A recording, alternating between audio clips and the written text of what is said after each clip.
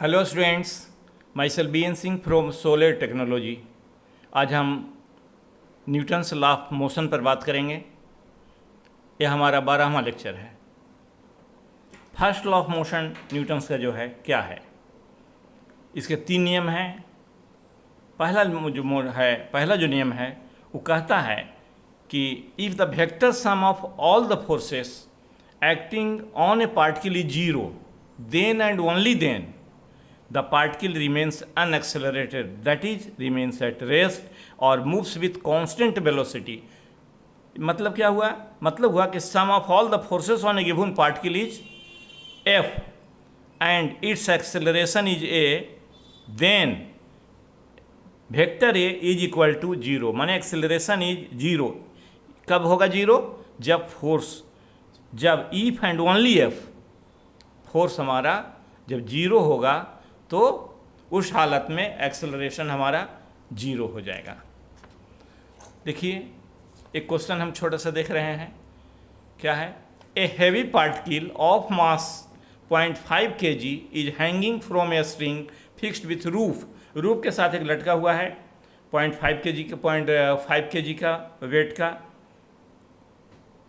0.5 kg wait है, जिसमें that is mg, और इसको जब 9.8 से गुना करते हैं तो 4.9 न्यूटन आ रहा है। नीचे की ओर डाउनवर्ड सीधा लग रहा है, अपवर्ड में उसका टेंशन है स्ट्रिंग पर जो लग रहा है।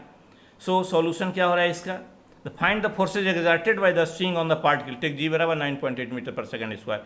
The forces acting on the particle are pull of earth कितना आ रहा है 5 kg इंटू 9.8 बराबर 4.9 न्यूटन वर्टिकली आ रहा है, वर्टिकली डाउनवर्ड आ रहा है, सीधा वर्टिकली डाउनवर्ड है।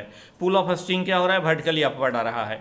अज्यूमिंग इनिशियल फ्रेम मान के चल रहे हैं particle is at rest with respect to earth, इसलिए सम ऑफ फोर्सेस क्या हो रहा है? T plus minus M G is equal to 0। चूँकि माइनस नीचे डाउनवर्ड है, अपवर्ड को हम लोग पॉजिटिव ले रहे हैं, और टी बराबर एम जी या टी बराबर 4.9 Newton acting vertically upward। so this is the resultant T जो निकालना हमें कह रहा है, वो T हम आ रहा है हमारा 4.9 न्यूटन एक्टिंग वर्टिकली अपवर्ड हमारा लग रहा है। देखिए इनर्शियल फ्रेम क्या है? Inertial frame other than earth, all frames moving uniformly with respect to inertial frame are themselves inertial as thus. जैसे एक ट्रेन है, train moving with uniform velocity with respect to ground, a plane flying with uniform velocity with respect to highway, ETC are example of inertial frame है। Second law of motion क्या हुआ? अब second law of motion में आइए। The acceleration of A particle as measured from an inertial frame is given by the vector sum of all the forces acting on particle divided by its mass. So acceleration a बराबर कितना हो गया? F बटा m, और F equal to force is equal to mass into acceleration. So rate of change of momentum क्या है? Rate of change of momentum is equal to force applied, और delta P by delta T बराबर 4। Delta P क्या हुआ? Delta P हुआ momentum, change of momentum. So and delta T rate of change of momentum बराबर equal to force के बराबर आ रहा है। तो फोर्स बराबर delta pi by delta T हो रहा है। माने कोई वस्तु m है, कोई वस्तु पार्टिकल m है, उस पर फोर्स F लगा रहे हैं, उसमें u वेलोसिटी हमारा उत्पन्न हो रहा है। t समय के बाद वस्तु m पर, फिर वस्तु तो सेम है, उसका मास सेम है, उसका वेलोसिटी भी हो रहा है। तो जब तक फोर्स लगती रहती है तब तक वेलोसिटी चेंज होते रहती है, उसका वेलोसिटी चेंज होते रहेगा। बराबर क्या हो गया? वेलोसिटी चेंज जब हो रहा था, पहला एम यू था, एम भी हो रहा है, तो फाइनल मोमेंटम माइनस इनिशियल, तो एम भी माइनस एम यू बटा टी बराबर एम भी माइनस यू बटा टी, और एफ बराबर एम इंटू ए, जहाँ भी माइनस यू बटा ये कितना हो रहा है? टी हो रहा है हमारा, एफ ए आ रहा है, एक्सेलरेशन आ रहा है। सो सेकेंड लॉ नहीं कहता है कि सेकेंड लॉ जो है नहीं कहता है कि मास चेंज नहीं होगा। ऐसा नहीं है कि इसमें मास खाली एक्सेलरेशन चेंज होगा, है कि नहीं? कहता ऐसा नहीं कहता कि मास नहीं चेंज होगा, सिर्फ वेलोसिटी चेंज होगा, ऐसी बात नहीं है। जैसे पी एफ बराबर क्या हो गया, एफ बराबर delta P by delta T is only valid when mass does not change. जब मास चेंज नहीं करता है तो ये जो हमारा फार्मूला है ये हमारा वैलिड है। वैलिड है कब, जब मास हमारा चेंज नहीं करता है, लेकिन जब मास हमारा चेंज करेगा तभी वैलिड नहीं है। जैसे कोई रॉकेट है, रॉकेट से हम ऊपर उड़ाते हैं, नीचे एग्जॉस्ट गैस निकल रहा है, अगर इसका स्पीड किसी ऐसा वेलोसिटी आ जाए, किसी का स्पीड ऑब्जेक्ट का अगर वेलोसिटी ऑफ द लाइट के आसपास पहुंच जाए तो मास चेंज कर जाएगा। जब मास चेंज करेगा एफ ही तब क्या होगा, ये हमारा follow F is not equal to mass into acceleration, ये हमारा फॉलो नहीं होगा, क्योंकि मास हमारा चेंज करेगा। उस हालत में हमारा जो रिजल्टेंट जो हमारा जो आ रहा है एफ बराबर एम ए, वो हमारा वैलिड नहीं होगा। अब देखिए एक और देख रहे हैं हम लोग, डिफरेंशियल क्या फॉर्म है, न्यूटन्स का जो सेकंड लॉ है उसका डिफरेंशियल फॉर्मेट क्या है, डिफरेंशियल लॉ क्या है, डिफरेंशियल फॉर्म में क्या हो रहा है। तो एफ बराबर delta P by delta T बराबर कितना आ जाएगा, डी पी बटा डी टी आ जाएगा, इसलिए एफ बराबर डी पी बटा डी टी। अब इसको हम कर देते हैं डी पी एम भी, तो डी बटा डी टी हम इसको डिफ्रेंशिएट करें एम भी को तो कितना आएगा, एम डी वी बटा डी टी अब प्लस भी डी एम बटा डी टी। ठीक है, तो एफ बराबर क्या आ गया, एम डी वी बटा डी टी प्लस भी डी एम बटा D T. If mass is constant, अगर मास हमारा कांस्टेंट है तब क्या हो रहा है, डी एम बटा डी टी हमारा जीरो हो जाएगा, माने इस वर्ड हमारा जीरो हो जाएगा। इसका मतलब डी एम बटा डी टी का मतलब क्या है कि डी एम बटा डी टी माने हमारा मास भी चेंज कर रहा है या करता है विथ रिस्पेक्ट टू टाइम। अगर इसको कंसीडर करेंगे तो ये जो हमारा फार्मूला है एफ बराबर एम डी वी बटा डी टी प्लस भी डी एम बटा, this is the differential form of Newton second law, यही हमारा स्टैंडर्ड फार्मूला है। तो डी वी बटा डी टी क्या हो गया, डी वी बटा डी टी हमारा क्या है, एक्सेलरेशन है। एक हम उदाहरण लेके देख रहे हैं, क्या है उदाहरण, तो क्यू बराबर एक एम वस्तु है, उस पर दो फोर्स लग रहा है, F1 ए साइड से लग रहा है, F2 उस साइड से लग रहा है, and F2 is greater than F1। तो क्या होगा, फाइंड हमारा F नेट निकालिए, फोर्स नेट फोर्स हमारा क्या होगा। अब देखिए इसको हम फ्री बॉडी डायग्राम हम निकाल रहे हैं, देख रहे हैं इसका फ्री बॉडी डायग्राम में क्या आ रहा है कि एक वस्तु पर एक एम नीचे mg लग रहा है, मास mg एक्सेलरेशन पृथ्वी के चलते ग्रेविटी के चलते लग रहा है, दूसरा इसके चलते एक नॉर्मल जो रिएक्शन है वो हमारा ऊपर की ओर लग रहा है। ए साइड में एक फोर्स हमारा लग रहा है F1, तो F1 इस साइड में, इसलिए उसको हम इस साइड में दिखा रहे हैं, नेगेटिव हमारा फोर्स आ रहा है, क्योंकि इस डायरेक्शन में हम पॉजिटिव लेते हैं, एक्स एक्सिस के लॉन्ग में हम पॉजिटिव ले रहे हैं। सो F2 हमारा पॉजिटिव है, सो इधर लग रहा है, तो फोर्स कितना हुआ, F2 माइनस F1 बराबर मास इंटू एक्सेलरेशन है। ऊपर वाला एक दूसरे को काट रहा है, इसलिए हमारा जो मूवमेंट जो आ रहा है वो हमारा कितना आ रहा है, F2 माइनस F1 बराबर मास इंटू एक्सेलरेशन। अब ये न्यूटन्स थर्ड लॉ क्या है, मोशन क्या है। न्यूटन्स थर्ड लॉ मोशन क्या कहता है, कहता है if a body A exerts a force F on another body B, then B exerts a force minus F on A। इसका मतलब क्या हुआ, thus the force exerted by A on B and that by B on A are equal in magnitude but opposite in direction। यहाँ पर देखिए एक question है, एक आदमी खड़ा है, यहाँ से ऊपर से एक मास लटकाए हुए है, जिसमें क्या है कि हमारा यहाँ पर टेंशन ऊपर की ओर लग रहा है। ए पॉइंट्स ए पर, जिसमें थोड़ा स्ट्रिंग भी है, कहता है कि ए पर हमारा कितना टेंशन लगेगा, इसी को हमको फाइंड आउट करना है। तो मानते हैं कि ए इतना दूरी का जो है, ये जो स्मॉल दूरी जो आ रहा है हमारा, इस दूरी का जो स्ट्रिंग का जो वेट है स्मॉल एम है, और M is the weight of this, capital M is the weight of this object, this body. तो क्या कह रहा है कि हमको निकालना है mass of the string below point M. हाँ, find the tension of the string at point A and at lower end में हमको निकालना है उसका टेंशन नीचे, दोनों पॉइंट पर, ए पर निकालना है, यहाँ पर निकालना है। तो यहाँ पर क्या हो जाएगा, ऊपर में क्या solution, consider block with a string below A as a system. इसको हम इतना दूर का हम एक सिस्टम मान के चल रहे हैं। लेट टेंशन, तब उसका क्या स्थिति, उस पर क्या क्या फोर्स लग रहा है। लेट टेंशन एट ए बराबर T. Now force acting on the system are, क्या क्या लग रहा है, M plus M G downward by the earth gravitation लग रहा है। यहाँ एम प्लस एम और इसका प्लस ये स्ट्रिंग का जो वेट है वो दोनों डाउनवर्ड लग रहा है। इस पर टी टेंशन अपवर्ड लग रहा है, tension T upward by the upper part of the string that is electromagnetic लग रहा है, ये फोर्स इलेक्ट्रोमैग्नेटिक है। और जो नीचे एम जी जो नीचे लग रहा है दोनों का, वो ग्रेविटेशन के चलते है। System is descending with the acceleration, system जो है डिसेंड कर रहा है। With an acceleration A take downward direction X axis. अब हम इसी को मान के चलते, ई एक्स एक्सिस ले लिया, ई एक्स एक्सिस ले लिए, नीचे डाउनवर्ड डायरेक्शन हम एक्स एक्सिस ले रहे हैं। Take downward direction X axis, इसलिए total force acting on X axis कितना होगा, m plus M into G, M plus M into G, M G हो गया, माइनस ऊपर में जो माइनस टी है वो माइनस टी हो गया, ठीक है। इसलिए यूजिंग न्यूटन्स फार्मूला हमारा क्या हो रहा है, M plus M G minus T जो है is equal to M plus M into mass into acceleration आ रहा है। इसलिए T total force is equal to mass into total mass into acceleration आ रहा है। इसलिए टेंशन बराबर कितना हो गया, टी बराबर क्या हो जाएगा, इधर चला जाएगा, तो चला गया एम प्लस एम इंटू, इधर ये दोनों कॉमन है इसलिए जी माइनस ए आ गया यहाँ पर ही। इसलिए पुट m बराबर 0, मास को हम यहाँ पर ही ले रहे हैं। अब यहाँ निकल गया, अब इस पॉइंट पर लेंगे तो मास स्मॉल m हमारा 0 हो गया।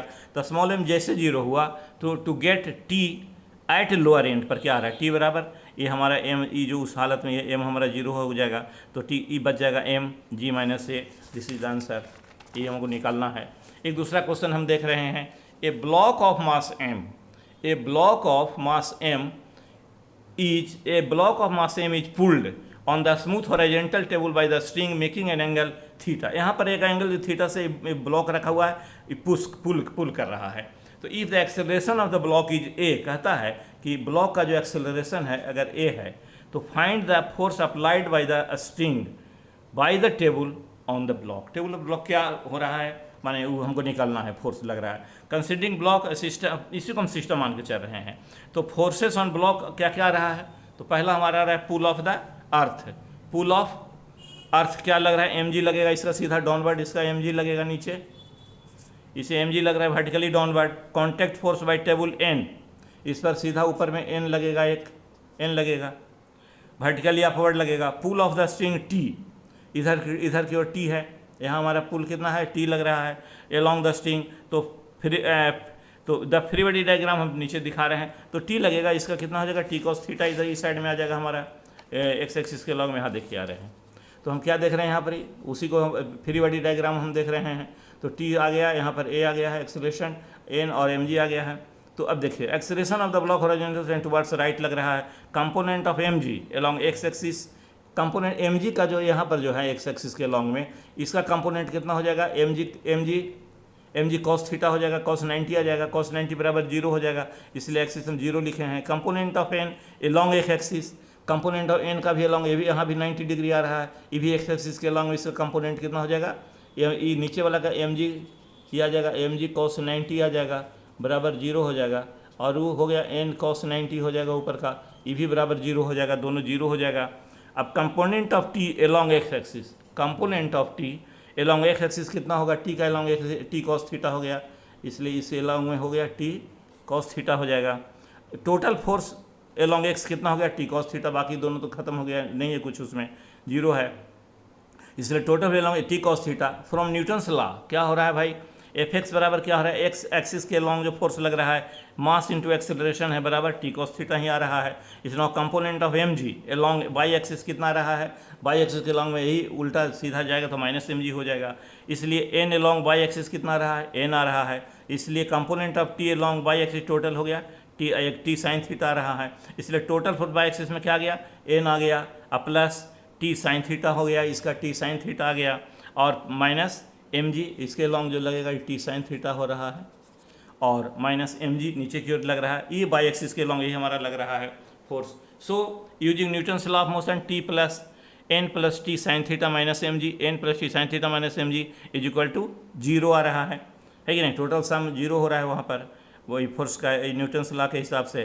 तो टी बराबर कितना आ गया, टी बराबर हमारा हो गया एम ए, टी बराबर एम ए बटा टी क्या होता है, mass into acceleration T cos theta, तो इसके लॉन्ग में टी कॉस थीटा बराबर कितना हो गया, मास इंटू एक्सेलरेशन हो गया, इसलिए एन बराबर कितना आ जाएगा, m g m a tan theta, ठीक है। अब आइए दूसरा दूसरा क्वेश्चन है, इसमें क्या है, एक लटकता हुआ, यहाँ देखिए एक ऊपर से एक छत से लटका हुआ है, एक ऊपर से दो वेट है, एक 2 kg है, एक 5 kg का। इसमें टेंशन ऊपर की ओर लग रहा है, इसमें टेंशन नीचे की ओर लग रहा है। ठीक है, तो find T in a string system is in equilibrium. System in string में हमको टी निकालना है, कितना लगेगा, सिस्टम हमारा इक्विलिब्रियम में है। टेक जी बराबर 10 मीटर पर सेकेंड स्क्वायर। तो फ्री बॉडी डायग्राम निकाल रहे हैं, फ्री बॉडी डायग्राम दे दीजिए हैं। उसमें क्या रहा है, इसमें यहाँ पर 2 kg है, 2 kg पर ऊपर की ओर टी लग रहा है, नीचे की ओर ऊपर की ओर टी लग रहा है, नीचे की ओर भी T1 लग रहा है, नीचे की ओर T1 लग रहा है। सो फ्री बॉडी डायग्राम में इसमें से एक चीज और नीचे में है, वेट इसका लगेगा 2 kg, नीचे की ओर वेट लगेगा। सो इसलिए हमारा F net force net force कितना हो गया, बराबर ये हमारा कितना लग रहा है, फोर्स नेट। अगर हमारा जीरो है तो एक्सेलरेशन नेट एक्सेलरेशन भी जीरो होगा, तब सिस्टम हमारा कहलाता है इक्विलिब्रियम। सिस्टम इक्विलिब्रियम कहने का मतलब क्या हुआ, नेट फोर्स जीरो है और तब क्या होगा, एक्सेलरेशन हमारा जीरो हो रहा है। ठीक है, तो सिस्टम इक्विलिब्रियम में है। इसमें क्या रहा था, टी ऊपर जोड़ लीजिए, तो टी बराबर क्या हो गया, 2 kg प्लस T1, 2 kg यहाँ पर 2 kg है, अब प्लस ऊपर T1 इक्वल टू टी ऊपर में लग रहा है, नीचे दो फोर्स नीचे की ओर लग रहा है, T1 प्लस 2 kg बराबर 2 इंटू जी हो गया, जी और एक्सेलरेशन ड्यू टू ग्रेविटी है प्लस T1 हो गया, इसलिए 2 इंटू 10 प्लस 50, इसको मान के चला जी 10 है। और ये स्ट्रिंग जो है सिस्टम इक्विलिब्रियम में है हमारा। सो ये तो जी 10 से गुना कर देंगे 2 को, तो ये 2 जी हो गया प्लस T1 है कि नहीं। तो T1 हम कहाँ से लाए हैं, T1 हम इधर से निकाले हैं, ये दूसरे साइड से। ये 5 kg ले लिए हैं, नीचे 5 kg का लिए हैं, 5 kg सिस्टम को लेके चले हैं। तो ऊपर में कितना लग रहा है, ऊपर में T1 लग रहा है, इसके 5 kg ऊपर में T1 लग रहा है, नीचे इसमें भी 5 kg जाएगा, नीचे जाएगा 5 mg, माने mg नीचे की ओर लगेगा, है कि नहीं। तो कितना हो गया, इसलिए T1 बराबर हो जाएगा 5 kg बराबर 5 इंटू 10 kgm हो गया सेकेंड स्क्वायर, इसलिए T बराबर 50N हो गया। और T1 को यहाँ पर हम जोड़ देंगे, 50 दे रहे तो 70 टन आ गया, 70 न्यूटन आ गया, इसलिए T बराबर टोटल हमारा 70N हो गया, इसलिए कि बड़ा हो गया हमारा। यहाँ 50 है, नीचे की ओर छोटा है, और टोटल वेट ई बियर कर रहा है, इसलिए हमारा अधिक आ रहा है T 70 ton. This is the answer, देख लीजिए। हाँ,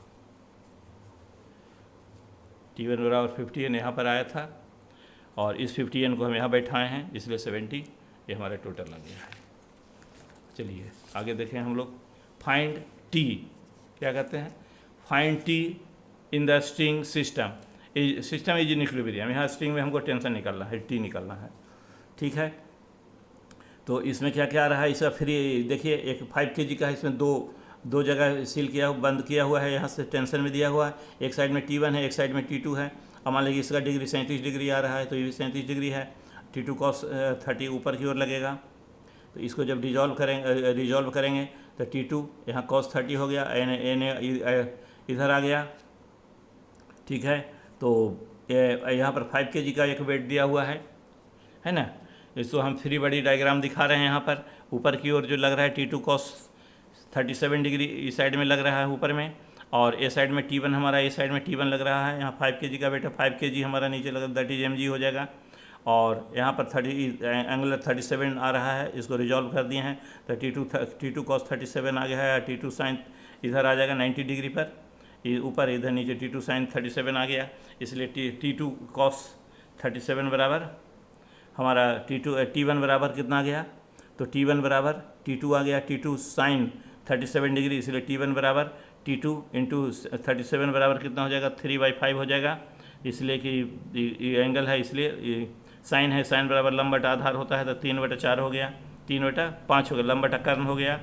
सो और इसलिए T1 बराबर हो गया, T2 है, और T2 हम निकाल के इधर से लाएँ, T2 cos 37 जो है वो दैट इज बराबर 5 mg के बराबर हो जाएगा, तो mg 5 इंटू जी हो गया, 5g इंटू 5 इंटू 10 हो गया, है कि नहीं। और cos 37 है, cos 37 कितना हो जाएगा, cos 37 हो जाएगा यहाँ पर आधार बटा, तो 4/5 हो जाएगा, 4/5 हो गया यहाँ पर, इसलिए टोटल 4 इतना बराबर 5 इंटू 10 50 न्यूटन हो गया, इसलिए T2 बराबर इस सीधा गुना हो जाएगा, 5 से 50 से बटा 4 आ गया, बराबर 250/4 बराबर 62.5 न्यूटन आ गया, इसलिए T1 बराबर मेरा कितना आ गया, 150/4 आ गया।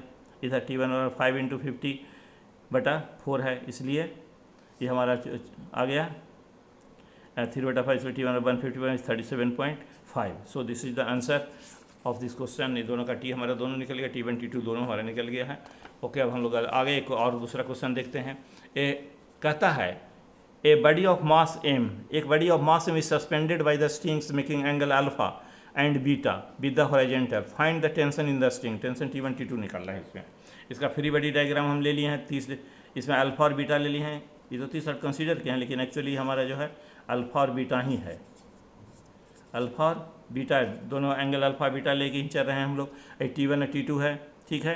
तो हमारा टेक बॉडी डायग्राम से लेने के बाद इसमें क्या क्या लग रहा है इस पर. एक तो सीधा mg नीचे की ओर लगेगा, इधर दोनों टेंशन लगा T1 T2 आ रहा है. इसको रिजॉल्व करें तो T1 साइन अल्फा हो जाएगा, ऊपर में T1 साइन अल्फा हो जाएगा, नीचे T1 कॉस अल्फा हो जाएगा. उसी प्रकार से T2 का T2 साइन बीटा इधर आ जाएगा, और नीचे जो करेंगे वो T2 कॉस बीटा इधर है तो T2 कॉस बीटा इधर हो जाएगा, ठीक है. तो अब हम लेके चल रहे हैं कितना आ रहा है. तो mg हमारा डाउनवर्ड की ओर लग रहा है, T1 अलॉन्ग फर्स्ट स्ट्रिंग लग रहा है, T2 अलॉन्ग सेकंड स्ट्रिंग लग रहा है. बड़ी इक्विवेलेंस हॉरिजॉन्टल कंपोनेंट्स है, इसलिए T1 कॉस अल्फा बराबर T1 cos alpha minus T2 cos beta plus mg cos π/2 आ गया 0, इसलिए T1 cos alpha T2 cos beta आ गया. वर्टिकल कंपोनेंट जो हमारा है that is T1 sine alpha plus T2 sine beta minus mg आ गया. यहाँ दोनों हो गया T1. देखिए यहाँ पर ये क्या गया है, यहाँ पर T1 साइन अल्फा है, T2 साइन बीटा है, और माइनस में हमारा mg आ रहा है, वर्टिकल हमारा ये आ रहा है. सो इस प्रकार से हमारा जो अगर एलिमिनेटिंग 1 2 से निकाल देते हैं तो आने के बाद हमारा फाइनल जो आ रहा है T1 आ रहा है हमारा इतना आ रहा है. T1 ही जा रहा है बराबर T1 ये आ रहा है mg कॉस बीटा बटा sign alpha plus beta, and T2 जो आ रहा है T2 आ रहा है mg कॉस अल्फा बटा साइन बटा beta. Find T in a string and normal reaction. कहता है find T in a string and normal reactions on mass m if m is the equilibrium is in equilibrium. जो equilibrium है यहाँ पर यह है एक वस्तु रखा हुआ है जो स्लाइड कर रहा है, इसमें n नॉर्मल की ओर लग रहा है, इसका mg सीधा नीचे लग रहा है. ये थीटा कौन बना है तो mg कॉस थीटा हो गया, इस साइड में mg साइन थीटा हो गया, और t ये हमारा सीधा लग रहा है, हमारा फिक्स किया हुआ है. तो उसका जो फ्री बॉडी डायग्राम दिखा रहे हैं तो हमको निकालना है n और t का आ रहा है. तो n बराबर हमका हो रहा है कितना, n is equal to mg cos theta and t बराबर mg साइन थीटा. ये हमको निकालना है. ये हो गया फ्री बॉडी डायग्राम, ये हो गया free body diagram. Free body diagram है.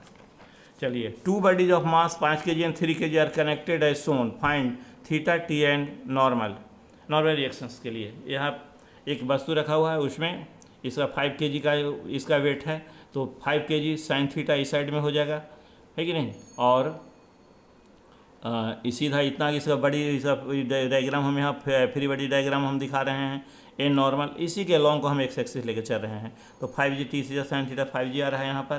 टी बराबर 5g, टी बराबर कितना रहा है 5g साइन थीटा आ रहा है, एंड 3g इसका वेट जो 3 है, तो 3g जो है बराबर 5g साइन थीटा आएगा, इसलिए साइन थीटा बराबर 3/5 यहाँ आ गया. यहाँ देखिए, यहाँ इसको कंसीडर लेके करेंगे 3 4 5 हो गया. थीटा का अगर हम 37 डिग्री ले रहे हैं तो उस हालत में 3/5 आ जाएगा, थीटा बराबर 37 डिग्री आ गया. और टी और जी का जो है, टी जो है उसके अगेंस्ट में 3g आ रहा है. टी जो है यहाँ पर जो टी है इसके अगेंस्ट में ओनली 3g जो वर्टिकली डाउनवर्ड हमको mg जो लग रहा है 3g लग रहा है. तो टेंशन बराबर 3g आ रहा है, इसलिए नॉर्मल n बराबर कितना आ गया 5g कॉस थीटा, है कि नहीं. तो 5g कॉस थीटा आ रहा है, इसलिए 5 × 10 cos 90 डिग्री बराबर इतना, इसलिए n बराबर हमारा कितना आंसर आ रहा है 40 आ रहा है, एंड t बराबर 3g आ रहा है. चलिए आगे एक क्वेश्चन और है. This is the last question. देखिए, find n reaction and acceleration of the body shown below. इसमें क्या है कि एक ऑब्जेक्ट है जिसमें m है, उसमें एक तिरछा एक F फोर्स लग रहा है, तो इसका F cos थीटा इस साइड में हो जाएगा. इसमें एक नीचे mg लग रहा है, ऊपर में नॉर्मल रिएक्शन लग रहा है. ऊपर में इसका नॉर्मल रिएक्शन जो लगेगा, मानते हैं कि कोई अथी पर रखा हुआ है सीधा, तो ऊपर में F साइन थीटा हो गया, इसका F साइन थीटा हो गया, एन दोनों ऊपर में आ गया. F फ्री बॉडी डायग्राम में ऊपर में लग रहा है F साइन थीटा, एन लग रहा है, एन F cos थीटा लग रहा है, एक्सेलरेशन ए है, और mg सीधा नीचे की ओर लग रहा है. तो F cos थीटा बराबर ma हो गया, इसलिए बराबर F cos थीटा बटा m, इसलिए वर्टिकल फोर्स है. वर्टिकल फोर्स क्या हो गया n + F sine theta is equal to mg. और n बराबर mg minus F cos theta. तो find acceleration of all blocks, find acceleration of all blocks क्या कहता है, कंसिडरिंग ओनली हॉरिजॉन्टल कंपोनेंट्स। एक अलग क्वेश्चन है, इसमें 3 गो ब्लॉक दिया हुआ है, 2 kg, 3 kg और 4 kg का ब्लॉक है, तीनों एक साथ में लगा हुआ है। मान लें कि ABC है, इस पर एक 18 न्यूटन का 18 न्यूटन का एक फोर्स लग रहा है सीधा, ठीक है। तो कहता है कि considering horizontal components find acceleration of all blocks, consider यही निकालना है मेन, सब पर कितना एक्सेलरेशन लगेगा total. Considering only horizontal components ले रहे हैं, चूँकि हमको सीधा मूवमेंट इस साइड में आ रहा है, तो एफ नेट बराबर ma होता है। तो ब्लॉक ए पर कितना हो गया 18 माइनस इस पर जो लग रहा है, यहाँ 18 लग रहा है और माइनस n1, इस पर n1 इस साइड से लग रहा है, ये दोनों इसमें से n1 नॉर्मल 1 जो है लग रहा है, ये 2a हो गया। फिर इस पर लग रहा है n1 ए साइड में लगेगा, n2 इस साइड में लग रहा है, ठीक है, बराबर 3a हो गया। आई 4 पर क्या लग रहा है, 4 पर हमारा n2 खाली लग रहा है, यहाँ पर n2, तो 4a हो गया, इसलिए जोड़ दीजिए तो n1 कट गया, n2 कट गया, बाकी 18 बराबर हो गया 9a, 3 2 5 4 9a, इसलिए बराबर 2 आ गया। दूसरा एक शॉर्टकट फार्मूला है, कहता है कि एफ नेट बटा एम नेट, तो फोर्स नेट टोटल कितना लग रहा है 18 न्यूटन, और एम नेट कितना है टोटल वेट वजन कितना है 2 3 2 5 4 9 बटा 9 बराबर 2 meter per second square. This is the acceleration and this is the fun. This is all about the today's lecture. और बाकी फिर हम मिलेंगे, बात करेंगे आगे problems. In the mean time this is all about the Newton's law of motion and their problems. Rest आगे हम लोग फिर डिस्कशन करेंगे, आगे फिर मिलेंगे। Till date thank you very much.